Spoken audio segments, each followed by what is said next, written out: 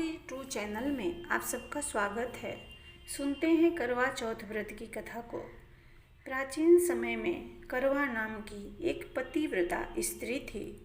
वह अपने पति के साथ नदी के किनारे के एक गांव में रहती थी।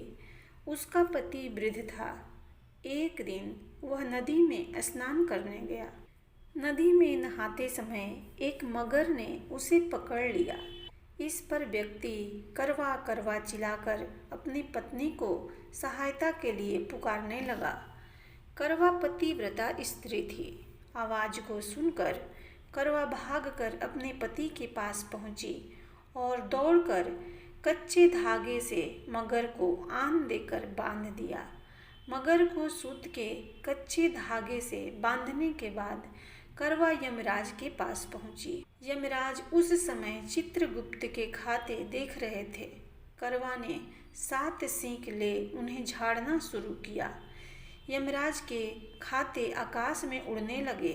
यमराज घबरा गए और बोले, देवी तू क्या चाहती है? करवा ने कहा, हे प्रभु, एक मगर ने नदी के जल में मेरे पति का पैर पकड़ लिया है। उस मगर को आप अपनी शक्ति से अपने लोक में ले आओ और मेरे पति को चिरायु करो। करवा की बात सुनकर यमराज बोले, देवी अभी मगर की आयु शेष है, अतः आयु रहते हुए मैं असहाय मगर को मार नहीं सकता। इस पर करवा ने कहा, यदि मगर को मारकर आप मेरे पति की रक्षा नहीं करोगे तो मैं श्राप देकर आपको नष्ट कर दूंगी।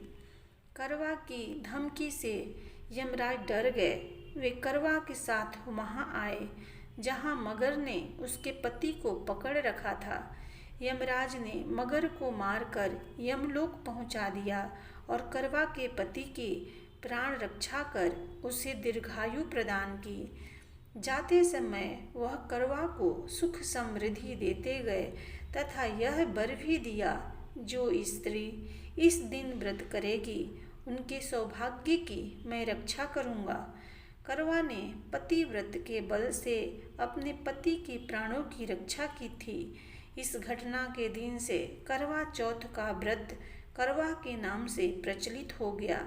जिस दिन करवा ने अपने पति के प्राण बचाए थे उस दिन कार्तिक मास के कृष्ण पक्ष की चौथ थी।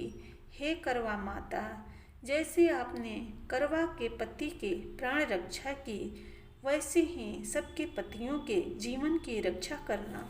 एक साहूकार था। उनको 7 पुत्र और 1 पुत्री थी।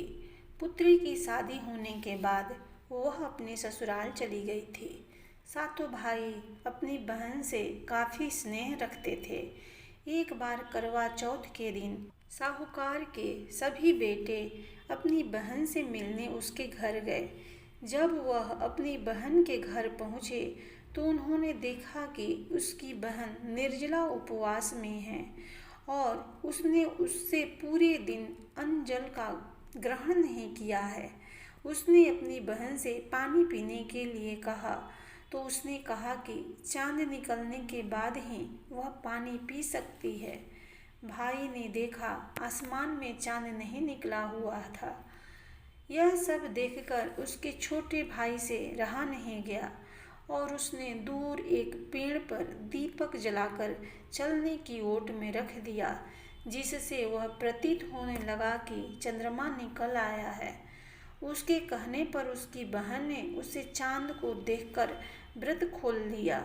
उसने जैसे ही अपना पहला निवाला मुंह में डाला, उसे छींक आ गई। जब उसने दूसरा निवाला अपने मुंह में डाला तो उसमें बाल निकल आया और तीसरा निवाला मुंह में डालते ही उसके पति के मृत्यु का समाचार उसे मिल गया। पति की मौत से वह काफ़ी दुखी हो गई और उसने निर्णय ले लिया कि वह अपने पति का अंतिम संस्कार ही नहीं करेगी। 1 साल तक वह अपने पति का शव लेकर बैठी रही।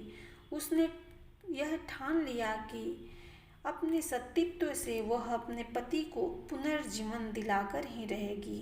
इसके बाद वह 1 साल तक अपने पति का शव लेकर वहीं बैठी रही तथा उसके ऊपर उगने वाली घास इकट्ठा करती रही। 1 साल बाद करवा चौथ के दिन उसने चतुर्थी का व्रत किया और पूरे विधि विधान से उसने निर्जला उपवास रखा। शाम को सुहागिनों से वह वही घास देकर अनुरोध करती रही कि घास लेकर उसे उसके पति की जान दे दें और उसे सुहागिन बना दें। उसके कठिन तपस्या को देख भगवान के आशीर्वाद से उसका पति पुनः जीवित हो गया। इस कथा को सुनने से जिस प्रकार साहूकार की बेटी का पति जिंदा हो गया, उसी तरह सभी महिलाओं का सुहाग सदा बरकरार रहे। जय करवा माता की।